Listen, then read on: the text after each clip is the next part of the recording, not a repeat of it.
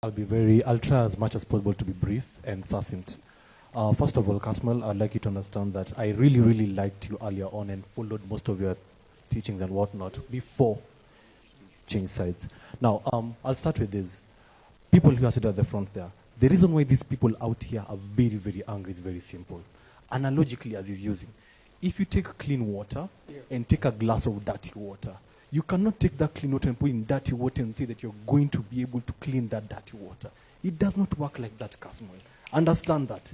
The sheer fact that you're wearing that orange scarf here is an insult to the lives that were lost on June 25th, because that same party you uphold out there, those same people, and I'm saying this with much facts and much reasoning and understanding as a youth who participates actively in the political and civil space, Kasmuel.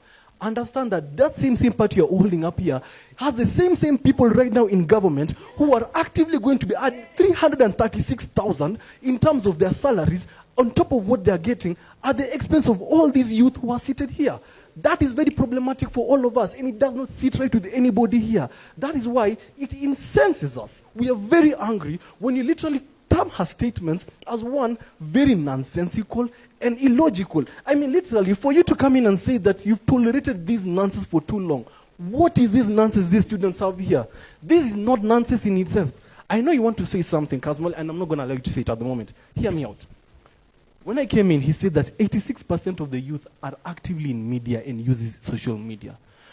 He says that the problem in Kenya that began early on, diseases, ignorance, and poverty, what we have right now here is ignorance has been solved completely. Everybody here knows this constitution as it is. Everybody here understands that the PS education cannot spend 12.1 billion on fuel that hasn't been accounted for at the expense of us not understanding what curriculum our kids are going to be learning.